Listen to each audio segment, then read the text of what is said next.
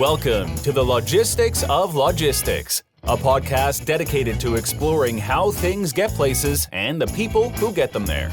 We'll talk with logistics and supply chain leaders about innovation, industry trends, and the future of the logistics business.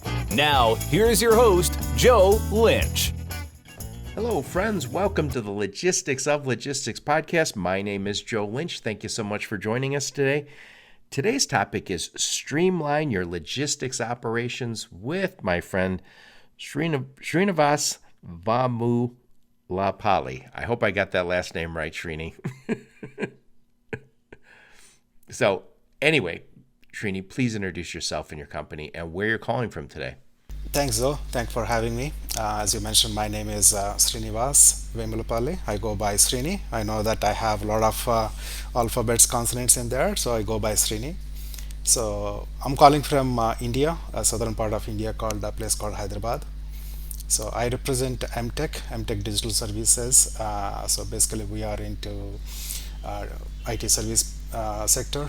We are a digital service provider headquartered in Jacksonville, Florida. Yep. And like so many technology companies now, you have a whole bunch of people in the U.S. and a whole bunch of people in India and probably a whole bunch of people in Europe. We have these centers of competence, and India is part of that game these days. So I'm excited to talk about this topic because we're going to talk about technology, and there's so many technologies out there that just can make such a difference in streamlining, making things faster, better, cheaper. And I will also suggest that even if you have like a TMS or a WMS or ERP, we have these long supply chains that have lots of gaps. And before we hit record, Sreeni, you were talking about silos. And we have all these information silos that, there's information that you have that I don't, and that information that you need that I have, and there's no reason we can't share this, and there's ways to do it, and the way is with technology. So anyway, stick around and learn a little bit about that. But before we go any further, Sreeni, tell us a little bit about you. You've got an interesting background. Yep, I'm in IT for over 25 years now, Joe. So was started my career here in India and then moved to US in '99. Was there for 11 years. Mostly in Cincinnati area. So then I came back to India in 2010 and started working for Mtech 6 years back. So tell us a little bit about, so when you moved here to the United States, I knew you knew something about it. You've probably been here before. What surprised you about moving to the US? Well, so one thing is, it's all about the process, right? I mean, how organized and structured it is compared to India, where it is completely kind of a chaos if you get onto road, right? I mean, you will see a lot of traffic, a lot of people. You got a lot of people in India. Yep. I think, right now we bypass China, so I think we are what, 1.3, 1.4 billion. So obviously, there is a lot of chaos out there, right? So that's the first thing that you'll notice when you get into US. Basically, you don't hear people honking at you. If somebody is honking at you, then it's kind of a issue, right? So you don't hear most of those things there. It's more structured process, right? That's a major difference that you see. Yep. So what did you miss? What did you miss about India while you're living here? Of course, it's the family. Yeah. So typically, we have friends strong and family, ties with our family background. Friends and family is that's the most thing that we missed. But what else? And that's one of the reasons why I moved back to India after 11 years. Did you miss the food? Of course, nowadays, you get Indian food in most of the US cities, but it's primarily the friends and families. I know I live near Ann Arbor, and I have some Indian friends, and when they say they're from India, and I always say, where are we going to meet? I said, let's meet at Indian food, like where you would eat if you had your choice, because there's like a whole bunch of Indian restaurants that I don't see any Indians in.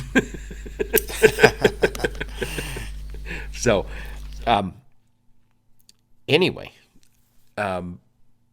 let's get into this topic today. So today's topic is Streamline Your Logistics Operations with my friend Sreeni. So how are companies and how is Mtech helping companies streamline their logistics operations? Yep. So I'll give you a little bit background about our company, Joe. Right. So we are basically a global service provider, providing digital engineering solutions and transformation solutions. So our core philosophy is client for life, right? So where we have customers which are with us for almost like 10 plus years. They're working with us. They started it with a small team, and then they grow, and we grow with them, right? So that's what we call it as a client for life approach. And we empowered organizations to thrive digital technologies, process transformation for over 25 years now. And we have 1,400 plus consultants across US, Canada, and India. And of course, when we have more than 1,700 clients and in different domains, right? Logistics, fintech, energy, utilities, healthcare. And currently, we have about 100 plus active engagements going on. So one of the yeah. So one of the primary focus for us is logistics is one of our core competency. So we have almost like 400 plus member team working exclusively on 3PL logistics related customers in North America. And I think we have half of the top 10 logistics customers as our customers, right? So we are And providing and you also work with transportation management system and yes, WMS. So you work with the technology yeah, providers, but also with the 3PLs and brokers. with the 3PLs as well. That's right.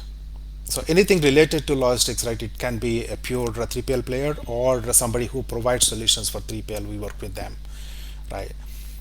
So basically, we help them in all aspects of digital transformation, starting from your strategy consulting, product design, development, automation, AI, ML services, managed software services as well, right? So we help the entire life cycle of the software development process with our customers, right? Yep. So when we talk about streamlining logistics operations, let's just say I have a small freight brokerage and I say, I know all the big boys are using all sorts of technology and they're talking about digital transformation, which is this ideal that I have, but I don't know how to get there. I don't want to spend all my money on tech, but I know I have to get started. How do I get to this place where streamlining logistics operations? Yeah. So before getting into that, some of the points around logistics, right? If you look at the global 3PL market, based on the current estimation, it's growing at around 8% to CAGR. And right now it's about what, $900 billion, and it's supposed to be like 1.3 trillion by 2025. And out of that, if you just look at US 3PL market itself, it's close to like $300 billion, right? So one of the Big things, players are getting in that market too. yep, yeah. One of the things that you notice is if you look at the market, it's relatively fragmented. There are a lot of players. So of course, you have these top 10 players, but you have the smaller players as well as in the market, right? So it's very fragmented market. And typically what happens when you have these fragmented players in the market, your application landscape is also fragmented, right? You have different type of applications. Each one, it may be a third party application or it may be in-house application. And when you have this application fragmentation, they don't talk to each other effectively, right? You don't have like a standard way of communicating, right? So obviously that is going to create these digital silos, what we call it as a digital silo. So how do my system talk to your system, or my system will talk to a different application, right? So that's where we see a lot of issues. And that is where the streamlining of operations coming to picture, right? How we can help these logistics companies by utilizing IPA, intelligent process automation, and then build those gaps with IPA. Wait, so you jumped to something there. So you said IPA. Well, first off, I think you said RPA in there too. So first off, what is RPA? So RPA stands for robotic process automation. It's nothing but a piece of software, basically, which takes a repetitive business process and it mimics the human computer interaction, and then the same operation can be automated so that you can run it a number of times, right? Any number of times with limited errors or no errors, faster, cheaper, because your software can run 24/7. That means whatever operation that human is doing now, I can do it 24/7. Not only that, I can do it faster and less errors, right?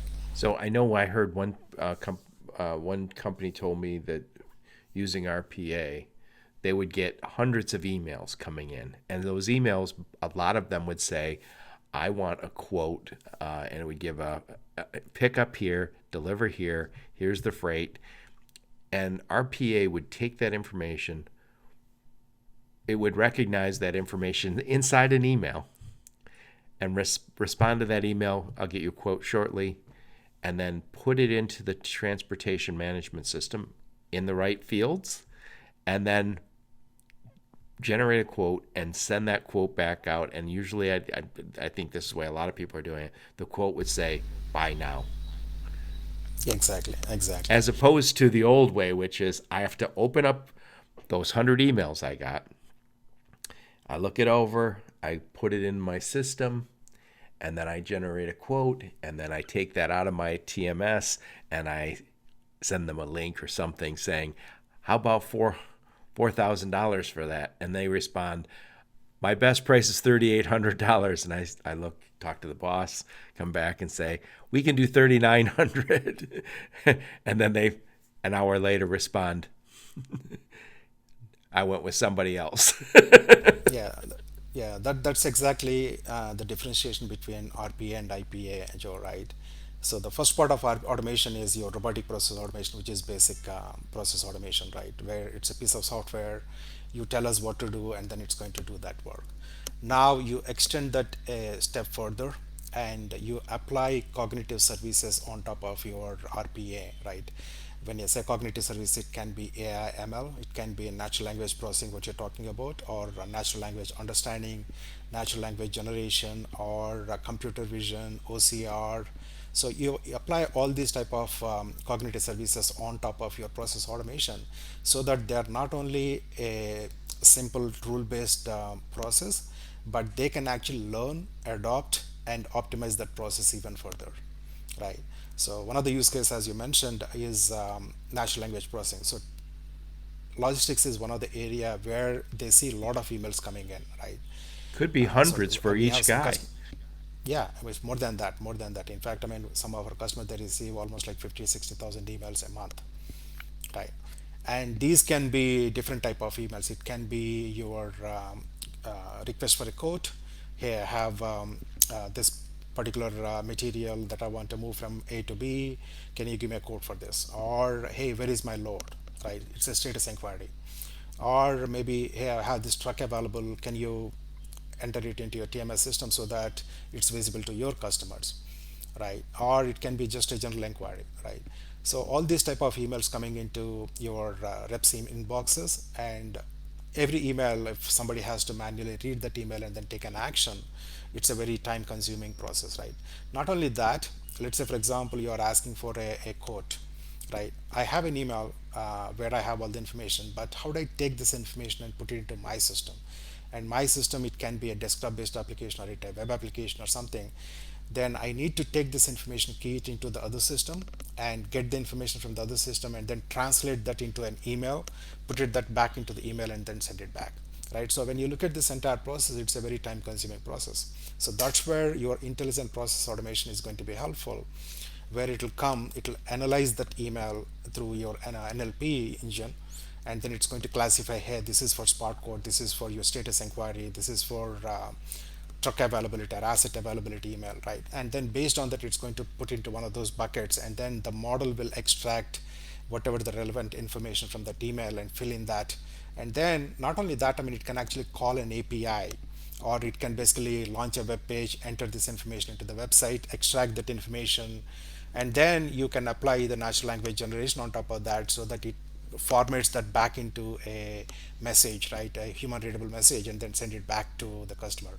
So the ideal scenario is going to be you receive an email, you do all the processing, and then a response goes out automatically, right? Right. So the robotic part, robotic process automation, that's not necessarily intelligent. It's not necessarily creating an email. But when you're creating, maybe a processing natural language that it sees in their email to them, it's responding to it. And potentially, I get from a place where have a human sitting there responding to maybe hundreds of emails a day. And by the way, also they're time sensitive, right? So everybody who's in that business knows if they respond an hour after they receive the email, that freight might have already been moved by somebody else or won That's by right. somebody It's else. a very time sensitive thing, right? Especially when it comes to the quoting process. I mean, it's very time sensitive, so you need to respond back to the customer as soon as possible. Yeah, and in tracking and tracing, there's no reason I have to do that myself. And even, the quoting is, I think you'd have to get comfortable with it. But I know you guys are doing it for companies, so it can be done, and it can be done well. And you mentioned when you start using machine learning or uh, some of these other intelligences that they get better and better. So it's not, when I say I got AI in there, I got that artificial intelligence. It's getting better every single Yeah, week. yeah. Traditional, I mean, if you look at your OCR is there for a long time. I mean, it's quite a while we have Wait, what OCR, is right? OCR? Object character recognition. So basically, you take a document which is printed or a handwritten document, and then you extract the text from it, right? It is there for a while, but now what is happening is we are applying AML on top of OCR, so that not only the accuracy of the text will improve, but you can find the field wherever it is in the document. Tomorrow, I mean, today maybe my load number is in XYZ position, right? Tomorrow they might have changed that. So now by applying this AI/ML on top of OCR, now we can detect, even if the field is moved from one place to another, we can still detect where the load number is. Right. And what I like about what you're talking about here is it, this is all very dry technical stuff, but the reality is this is what the industry leaders are using. They're using automation in all its forms to get faster, better, and cheaper. And if you're a company that has not started your digital transformation journey, and there's a buzzword for you, digital, if you haven't begun using the technology to your advantage, you're falling behind. And at some point, the larger companies, and I suspect some are already there, are going to be managing thousands of loads with one guy while you're doing dozens of loads with one guy. And the cost per load is going to make you uncompetitive. So this isn't just about, oh, isn't this cool technology? This is about becoming faster, better, cheaper, and staying competitive. Exactly right. I mean, if you look at the traditional 3PL companies, which are there for a while now, right? I mean, they have these legacy systems which are built over a period of years, right? Now they cannot migrate from those systems overnight. But when you look at the new age digital freight tech platforms, which are cloud enabled, cloud native type of systems, they are built on top of modern technologies, right? Now, how do you build that gap, right? So that is where intelligent process automation is going to be helpful, where we can non-invasively, that means we are not changing the underlying system, but still we are exposing the capabilities of the underlying system to the modern digital platforms, right? So that you can actually integrate that. For example, take you have a mainframe application or some kind of a Citrix environment where you are running your desktop and application right behind some Citrix, right? Now, how do I expose that? I cannot have an API for that system, right? So that's where actually RPA can be helpful, where I can actually create an abstraction on top of the system so that I can actually integrate my internal systems or these legacy platforms to the other digital technology platforms. Yep. And by the way, I'm an automotive guy, and I can say this: we had the big companies, the OEMs, the Ford, the General Motors, Chrysler. They had huge systems, mainframes that had millions and millions of bits of data. I mean, probably billions. I mean, it's just crazy amount of information in them. And I remember whenever we'd have a new software provider come, they'd say, well, we need to move you to the cloud. And then they say, yeah, that's great. That's not going to happen overnight. But in the meantime, we can make a nice interface and make this so you're not, because in this day and age, nobody wants to use an interface that's not attractive. And you guys know that because you create systems. But anyway, we talked about robotic process automation, which is really the automation that might take an email, put it into your TMS. Fantastic improvement, because now I can look and go, I don't have to look at 30 emails. They all went right to my TMS. I just generate quotes. But even better than RPA is IPA, and it's not the beer. IPA is intelligent process automation, and that's actually allows it to start using AI, ML to respond to those and really streamlining the process. And so the first thing we talked about, just as for terms of applications, was quotes and responding to track and trace. What are some other applications you guys are helping with RPA, IPA? So one of the main popular use case that I mention always is appointment scheduling, right?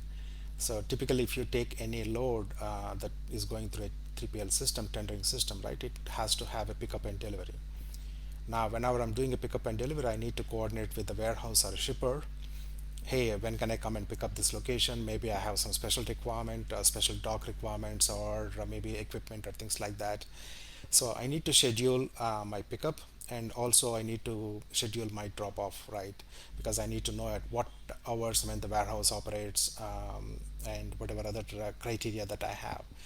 So that appointment scheduling is a big part of that entire the load life cycle. And if you look at the type of applications that we have, so today, I mean, we have almost like 100 plus appointment scheduling applications, and some of them are desktop based, some of them are web applications, some of them are mainframe terminal applications. They don't talk to each other. You don't have a standard way of doing appointment scheduling, right? Now, how do I bring that appointment scheduling? How do I automate that process? Today, I mean, if you want to do it manually, the process is, now I tendered a load, I need to go and do an appointment scheduling. The rep need to log into the appointment scheduling software and then enter all the information that I have in my TMS into that appointment scheduling, whatever is required, and then book a slot, and then go to the delivery part of it and then book a slot there as well, right? So that process will take anywhere between 10 to 15 minutes for each load to log into the system, enter all this information, and if the slot is not available, then I need to find other slot and then go and book that, right? So it takes a lot of time. So by using automation, what we can do is basically we can automate this entire process, so that the bot will basically read the information from your load, whatever you are trying to schedule, and then go to the appointment scheduling software, fill in the information for you, and pick the slot, whatever you're looking for, if it is available. If not, it's going to give you information back, hey, this slot is not available, they have these other slots, do you want to book for the slot, right? So that entire process can be automated using RPA. Yep. Right. So let me ask this. When you've got like a change, let's just say the driver's running late, how do you manage that at that point? Yeah, again, I mean, typically what happens is once appointment is scheduled, now it's driver's responsibility to get there in time, and if not, then we need to look for the alternative slot, right?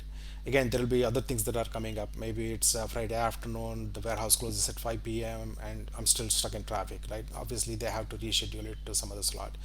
So again, the appointment scheduling software, the RPA, can actually go and figure out what is the next appointment slot that is available, and then it can rebook or change that appointment for the on behalf of the driver. Nice. So now, do you guys create like apps for this, so I can have it on the driver's phone, or is this typically managed through? We typically integrate this into the TMS applications, right? So that typically, I mean, your appointment happens way before the driver is on the road, right? So we actually integrate this into the TMS applications, and then once the load is tendered, basically it's marked as appointment required, and then the bot will pick up all the loads where appointment scheduling is required, and it looks at what type of appointment scheduling software they're using.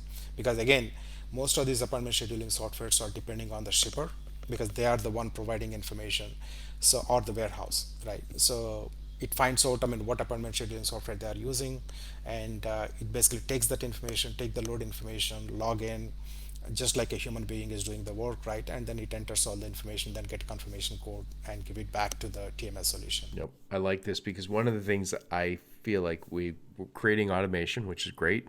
We're digitizing the supply chain from order to cash, which is great. We have visibility from order to cash, which you guys are all providing. But what we need, and what you're allowing here, is we need to be able to collaborate in time.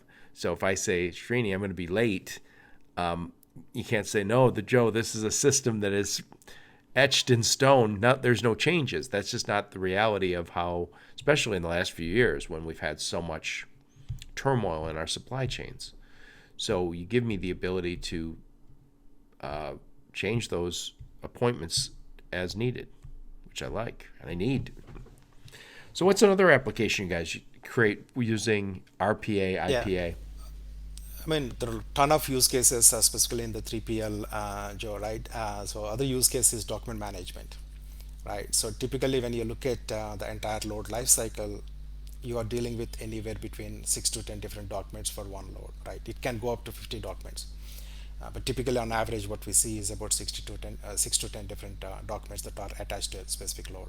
So it can be your BOL, proof of delivery, or any of your accessorial charges, receipts for those things, your waybill, right? All your tolls and all the other things, right? So everything is attached to a load so that carrier can invoice 3PL and 3PL can go ahead and invoice a shipper, and then that entire chain of custody is maintained, right? Now, how do you again manage all these documents? So typically what a driver does is they will take a screenshot of your proof of delivery or bill of lading or whatever it is, right? And then they send it back to the 3PL. Now what 3PL need to do is somebody physically look at this document, oh, this is POL, this is POD, and then they have to manually attach to the load so that shipper has visibility to all these documents. Now again, I mean, that's another highly labor intensive operations. Typically most of the companies, they outsource this particular process to offshore vendors. But again, that's one of the areas where automation can be helpful, specifically intelligent process automation, right? Where once a document is received by email, your cognitive services like machine learning models can analyze the document and then classify that as a BOL, POD, or whatever accessorial charges. And once that is done, your OCR or document understanding can extract the load number and go to your TMS system, pull that load, and then attach these documents to that particular load, right? So this entire process can be automated using your intelligent process automation. Again, when you're doing this, most important thing is you are not changing any of your underlying systems. It may be a legacy platform, it may be a Citrix environment, Windows application. You are not touching any of those things.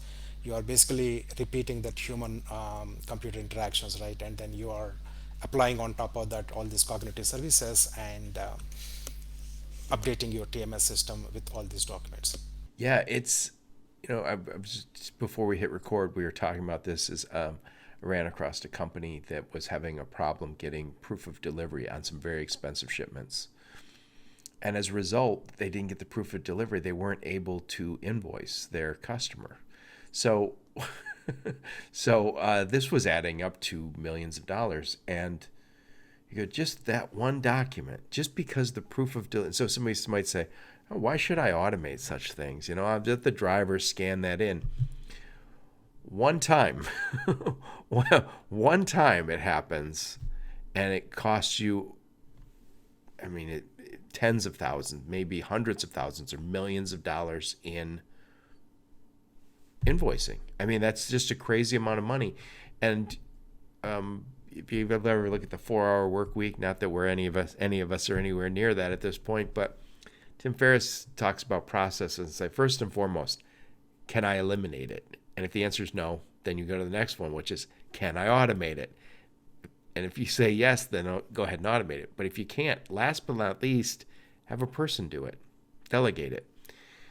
We're to the point where we're not going to eliminate proof of delivery. I don't want that in a human's hands if I don't have to. I want it automated. And if anything, I would say, if I need to, if I don't feel safe with it, let the human go ahead and audit. Double check for the first week. Yep, they're all in there. Here's all my proof of delivery, and I didn't touch one of them. Good. We have to get out. And by the way, what we're talking about here is a cost. All these things are costs, and the very best players in this industry are spending millions, if not billions, on technology. And you guys work with them, so you know that. If you can't keep up with just the basics, which is this stuff, I don't know how you're going to compete, because this is the cost per load. Your cost per load is higher because you have more people, you have more heads working on it. And just because you have a TMS, and just because you have a WMS or an ERP and some other systems, maybe a CRM, doesn't mean there's not gaps. It doesn't mean there's not manual stuff. Those systems are great, but they don't do everything. Yes, yeah. So one of the things, typically every carrier looks for is, hey, I delivered load, right? Where is my money? So obviously the documentation plays a critical role. If carrier did not send the right documentation or we did not validate and send it to the shipper, they'll come back and say, why I see an actual charge here, right? I did not agree for this one, right? Again, it goes back into that conversation mode, right, where it goes back and forth. But if you avoid the upfront itself, then you can pay the carrier much faster, right, earlier, right? And also reduce all that back and forth communication between shipper, 3PL, and the carrier. Yeah. And by the way, somebody said this on my podcast, so I can't take credit. The number one question in this business is, where's my stuff? But a close second is, where's my money? So we've talked. So I want to summarize a little bit here. So we're talking today with Sreeni, and we're talking about streamline your logistics operations. And the way we're going to do that was with robotic process automation, which this isn't space age technology. This is stuff was implemented and used for a long time now. And not just RPA, that's robotic process automation, but also IPA, not the beer, but intelligent process automation. This is where it's actually accessing machine learning and artificial intelligence to act as a human. And again, these are pretty much yes or no questions that we're asking. When we're talking about attaching documents or tracking and tracing, these aren't the highest functions of our brains. So this is not a problem for you guys to use intelligent process automation. And the applications for getting quotes, for tracking and tracing, appointment scheduling, document management, might be the proof of delivery or accessorial charge, paying people, all of those things. Yeah, and another extension to that, the document management, is your invoice and claim processing, right? So obviously, when a carrier sends an invoice, of course, one is all the supplementary documents that goes with the invoice, right? But the invoice itself need to be validated, so to make sure that we are billing the right amount to the shipper, carrier is billing the right amount, right? So that we can process that faster. Same thing with claim processing also. Let's say, for example, there is a dwell time of maybe 4 hours because of some delay in my warehouse, and I agreed for 2 hours. Then carrier is going to charge for additional 2 hours, right? Now, how do we automate that? Right, based on the contract, based on what we committed, agreed upon, and what is there on the invoice. So we can automate most of these claim processing things as part of the invoice validation process, right? Same thing with the accessorial charges. When an accessorial charge is added to your line item on invoice, now we can actually take a look at the type of material that they're moving. Really, does this material require a lump or fee, right? If it is required, then let's go and validate this. What is the allowed amount, right? If it is within that amount, then I can automatically process that based on the threshold that we set up, based on the carrier, based on the shipper, right? We can apply those rules and automatically process that. Again, the end goal of this is going to be how fast we can process these invoices, how fast we can pay the carrier so that we can satisfy the carrier, and also how do we reduce the mitigations with shipper, right?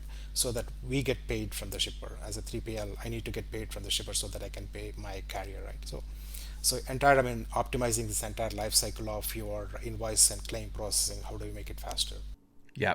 And by the way, when you think about this business, transportation, logistics, brokerage, so much of what we deal with in the human side is there is a lot of manual functions. There's fewer of them now, but in a lot of ways it's clerk work that nobody's particularly likes being part of.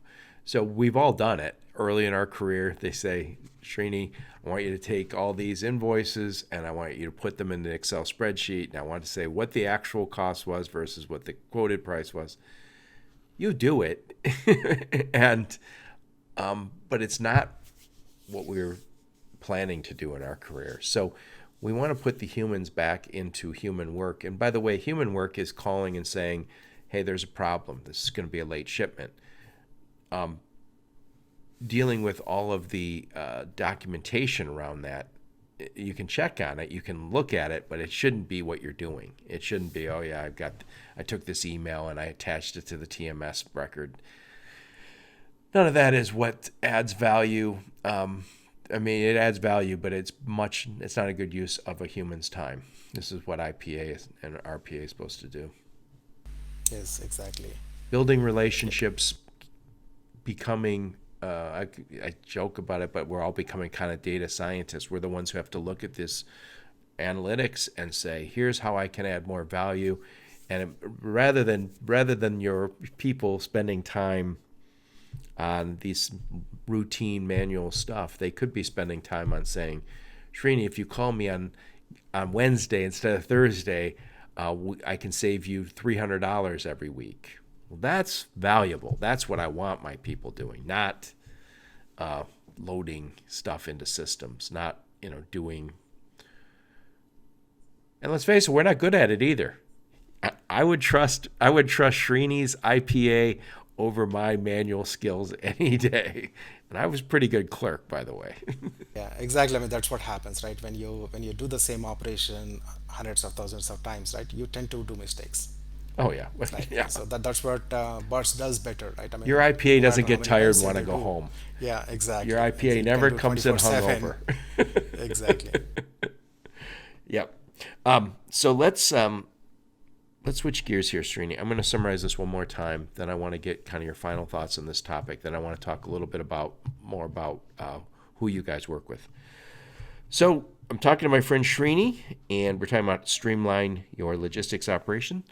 And we're talking a lot about robotic process automation and intelligent process automation and all of the applications that it can do for us. So it's taking the routine business that we deal with and making it automated with intelligence, not just automating it in a dumb way. This is a smart way. And that could be quotes, it could be tracking and tracing, it could be appointment scheduling, it could be document management. And I'm sure we just scratched the surface. I'm sure there's dozens of other things that can be automated. And if I could add this is my little editorial. Those of us in the supply chain are talking from order to cash. And we've created some nice systems along the way. We have ERP. When I started my career, ERP was just fledgling. We have TMS. We have a WMS. We have our CRM. We have all these systems. We have our billing systems. There's gaps. And the systems we're using today are not the systems we're going to have in 5 or 10 years. So what we're using, we act as if it's human nature to say, we've arrived. We haven't arrived. We are in a transition. And in the meantime, the very best companies are spending time and effort and money to upgrade. And they are going to be more competitive in this space. So enough of my blather. Final thoughts on this topic, Sreeni. So one of the main concerns for 3PL companies when they're adapting intelligent automation, right, or process automation is some of the big companies, they may have infrastructure, they may have resources to do that. So other companies, where do I start? Right, that's where a partner can be helpful. Not only from automating the process point of view, right? It's about setting up that COE, Center of Excellence for automation, right? How do we create champions? How do we educate the employees within the 3PL companies, right? What are the benefits of automation, right? And identifying the right tools, identifying the right infrastructure that is required for that. Again, it depends on the type of customer, the size of the customer, right? So how do we bring all these things together? And that's where the service provider like Mtech is going to be helpful. With our experience in logistics, right, working with logistics customers for 8 years now, with several of top 10 customers and a huge team of 400 plus associates, right, who are knowledgeable in this area. So that's what we bring to the table, especially when it comes to the intelligent automation or product development, where we know this process. Hey, this is how it should be done, right? So we already have a recipe for these things. We can quickly adopt and we can quickly showcase the ROI when it comes to the RPA, specifically for 3PLs. And I think when I still worked closely in transportation logistics, there was always a need for we need a guy to integrate these two systems together. And as much as we'd like to say APIs solved all the problems, they did not solve all the problems. I joked about it for a while that API was what you just said.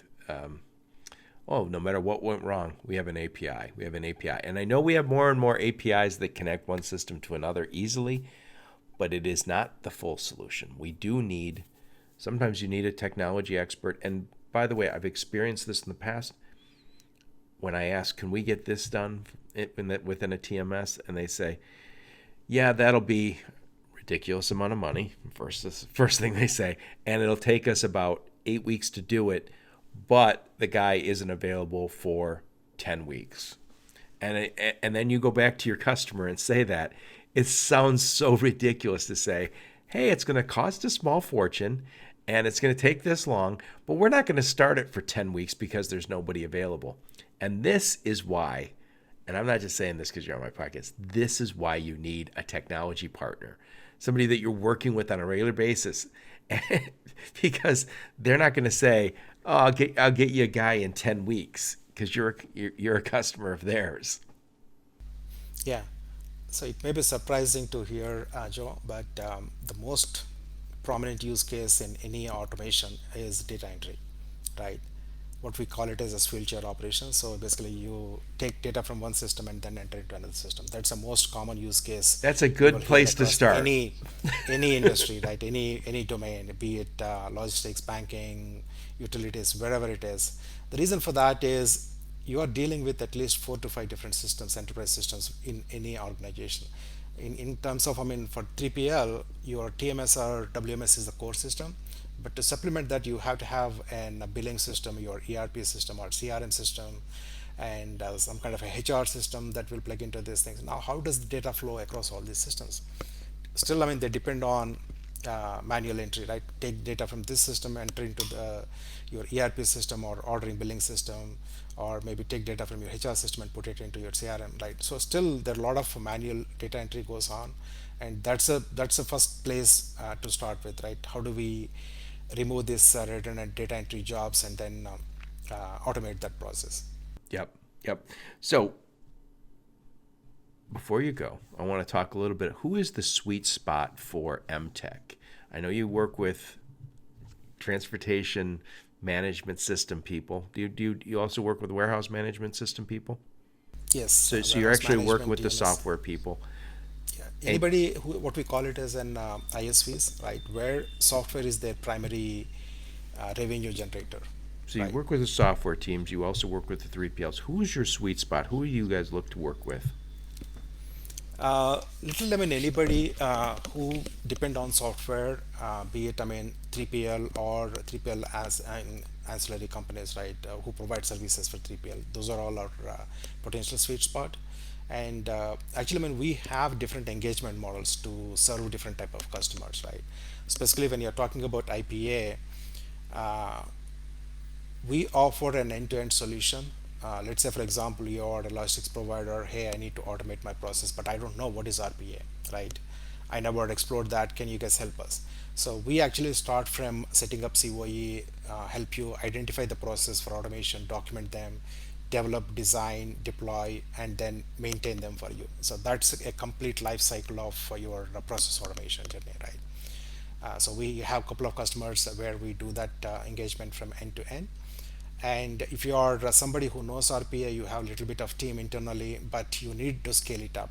Maybe I have 50 processes that I want to automate, but I don't have a team right now. Maybe my team will take maybe a couple of years to complete these things, right? Can you guys help us by providing that extra capacity, right? So we'll come in and then we develop the process for you, and then we can take it from there so that your team can focus on the revenue generation operations or whatever is critical for your business, and then we can take up all your maintenance monitoring work for you, right? And the third type of engagement is going to be, I already have my bots developed, I already have all these things configured, right? Now I need somebody to maintain it, because most of the times your bots need to run 24/7. That means you need to monitor them, right?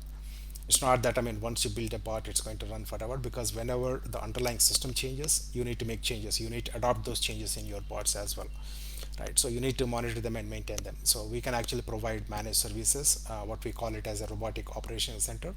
So we can provide those managed services, right? And then the fourth model we recently started is automation as a service, right?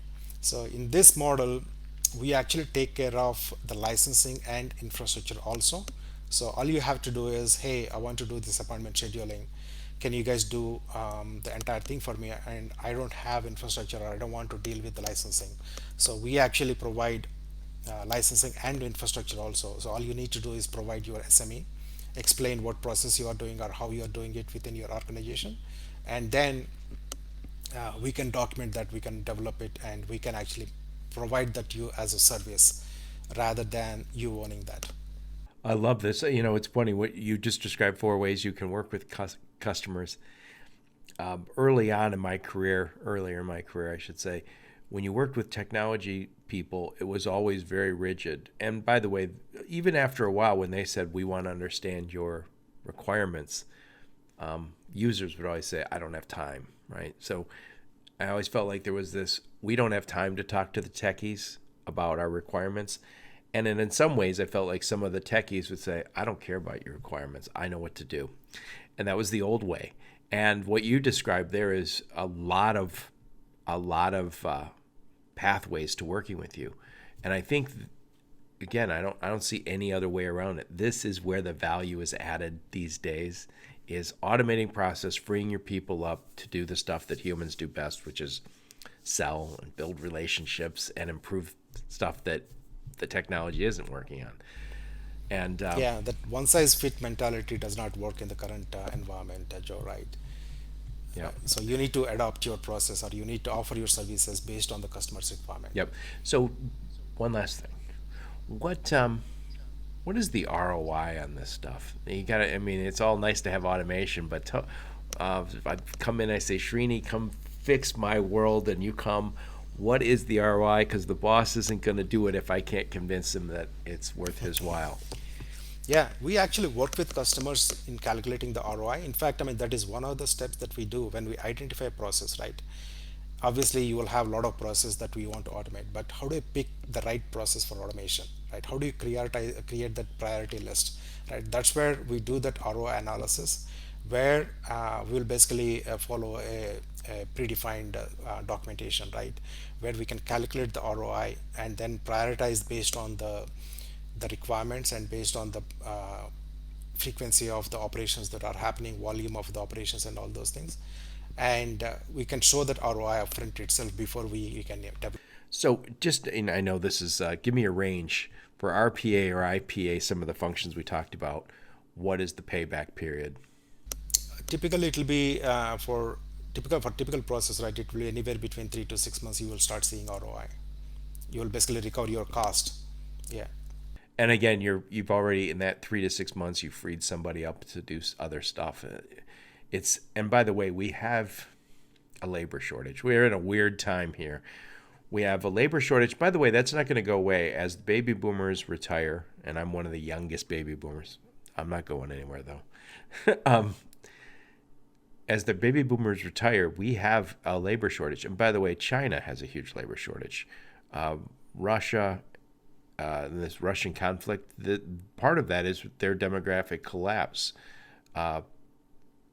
So we have a worldwide labor shortage, which means we have to keep the employees we have doing the work we want them to do, but also they're going to quit and go down the street if you make them do the work that I did when I was new. Young people don't want to fill Excel spreadsheets. And by the way, they also know this should be automated. They're the first ones to say it. It's not old guys saying, can't we automate this? It's the young people saying, I know this can be automated. Yeah, it's not about, I mean, always about money, Joe, right? It's also about accuracy, speed, right? For example, I mean, as I said, if you look at the traditional 3PLs where they depend on humans in the middle, right? You have a carrier rep, you have a sales rep, somebody picks up a phone call, right? Now, obviously, I mean, that is a bottleneck for you. I mean, if you want to scale, right? If you want to move from 1,000 loads a day to 2,000 loads, then you need to increase your human workforce also by the same proportion, right? And it's not possible, right? So that becomes bottleneck for you when it comes to the scalability. Now, by automating these things, right, you are going to do the same operation with less people, more accurately, right, faster, in less time. Excellent.